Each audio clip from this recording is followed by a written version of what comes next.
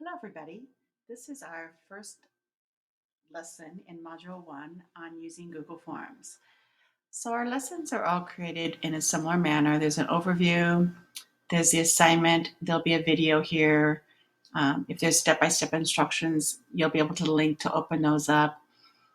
And then it's the listing of what you need to do to complete this assignment successfully. So usually step 1, 2, 3, maybe. If there's an advanced activity that you would like to explore, it'll be listed here. Those are always optional and don't feel obligated to do them. But if you are a more advanced user, we encourage you to explore those options. Okay, so I'm actually creating the first video for this module. So I'm going to go to my Google Drive. I've already logged in and make sure that I'm in my account. Some of you are sharing computers, so it's easy to get into somebody else's account. And the first thing I always want to do is check that it's my account. Then I'm going to find my class folder. You're asked to name it in some manner that made sense to you. And once I'm inside the class folder, I'm going to create my new form. The advantage of doing it this way is that it will be stored in this folder for me automatically. If I just am in my drive, then I'm at some point in time going to need to find it. So it's easier if I just start in my class folder. Click the New button. Google Forms doesn't show up until you go to the More option here. And then I'm going to select Google Forms. First thing to do is title it. So it's very important that you use the module number. This was module 1 and lesson 1, basic student info. And then if I click here, it will copy that same title down here. Now, this is what I'm looking for in my folder, but I don't want people to see that M1.1, so I'm just going to delete that part. So this is what my participants will see. This is how I'll find it in my folder. Now, before we even start, let's look at the different options here. Google Form doesn't follow the same format that other Google apps like Docs and Slides and Sheets does. Some of the things are similar, but there are quite a few differences. The first thing here to notice is the Move option. Because I started in my PDE folder, I won't need to move it. But if it wasn't in the right folder, I can simply use my arrows to navigate to the folder I want and then click the Move here. It's already there, so I don't have to worry about it. Following across the top here, this is a theme icon, and we'll be exploring that as we move through this course. The preview icon is going to be really helpful. Before you submit any form for grading purposes, you will want to preview your form, which means that you're filling it out just like your participants will fill it out. So critical to use that, and we'll be talking about that a little bit more. Settings. So we'll be exploring all the different settings for creating Google Forms. The Send button. This is another way to share the form with learners. For this class, you'll be using this link option. You can copy that link and then paste it into Canvas, and that will allow me to pull your form up just as if I was the end user and grade your submission. The 3 little dots here, the More menu, we'll be looking at these options too as we move through this class. So that's pretty much it. Along the right-hand side, we'll be using these a bunch. This is adding a question, importing questions. In this first form, we're setting it up so that we can import these questions for each form that we create without having to type them each time. So that's an option that you'll have available to you. This is adding a title and a description. So it's just kind of a separator between different question types. Adding images, we'll explore that, adding video, and adding sections. So sections will break our forms into smaller pages. So that'll be very helpful if you have a long form. And there's an assignment where you do branching. where you are required to use sections. But anyway, we'll get to those when we get to them. The very first question comes up as untitled. That's just your given. So I want to know the person's first name. When I ask for identifier information for this class, I want each of those questions to be separate. First name is separate from last name. Just don't put name in there, because then you're counting on your end user knowing exactly how much information you really need. And having them separate will be helpful later on when I want to review the responses that I've been given. Now, Google Forms guesses at what type of question you're asking. So there's an algorithm in there that is making a prediction on the type of question that you want. If it's not what you want, you simply use that pull-down menu, and here are the different question types that you have access to. This is it. All right.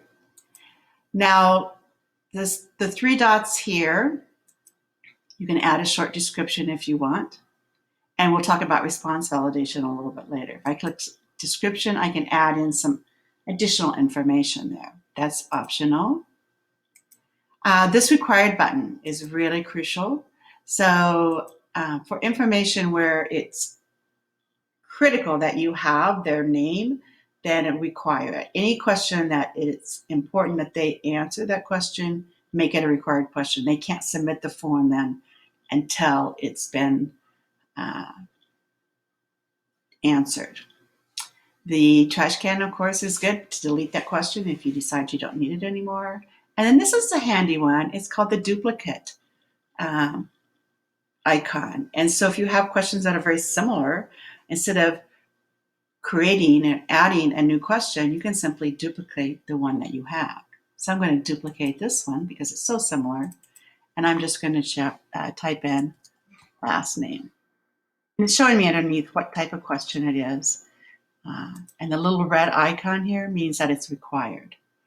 Now, here's something that's interesting. This form is automatically collecting email addresses for Clark County School District users. If you are only working with Clark County School District people, you could leave this turned on.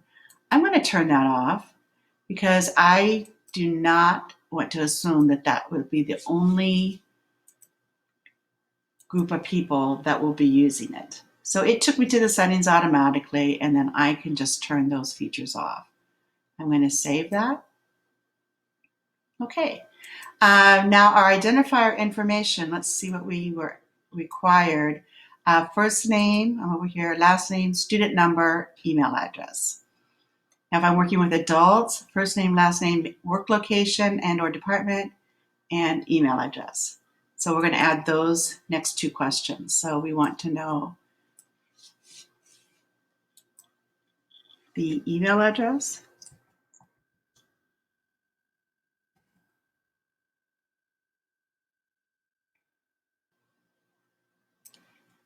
Okay, and again, short answer. Now this is where if you're a more advanced user, you might want to jump into this data validation, responsive validation, and you can put in some things like text, and you can select it as an email address.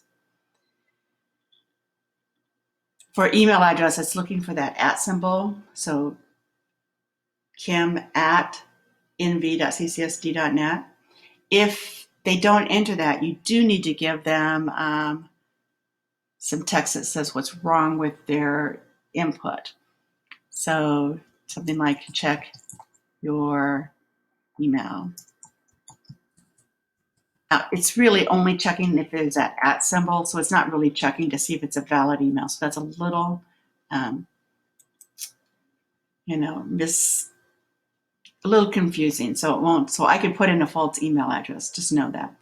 Okay. So I want it's required, and the last one I want is student number.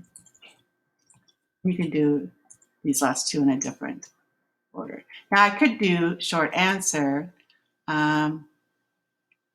And that's fine. I could say number, and it's requiring it to be a number. So that's a validation thing. if you want to. If you don't want that, again, it's anticipating that because I use the word number there, you can remove that. So it's up to you. And quite honestly, I'm done. Almost. So it looks like a really good form here, but I'm going to test it out. So remember that preview button here. So now I have my form in what I call edit mode, and I have the form in what I would say is the view of the end user. So I'm just going to go ahead and type in my information.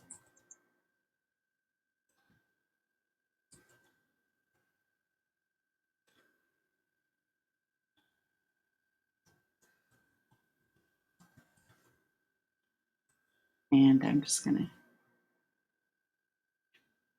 okay, pretty simple. And if I'm ready, I could go ahead and submit another one. I'll go ahead and do that. I'm just going to put in some more people.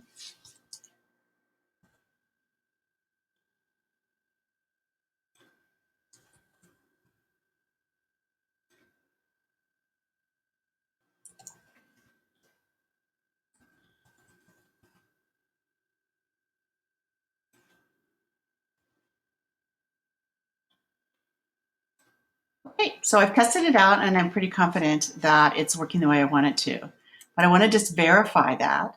So I go back to my form in edit mode and I look at my responses. Okay, everything looks good. I'm pretty confident that it's going to work the way I want it to. We'll be looking at these other options at a little time. You can navigate through one at a time to see individual results, and you can navigate to see the individual questions. Okay, so so a lot of navigation options there.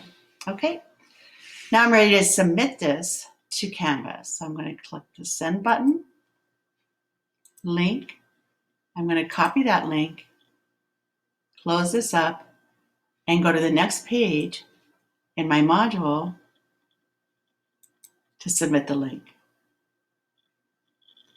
All right, that's our first lesson for creating forms.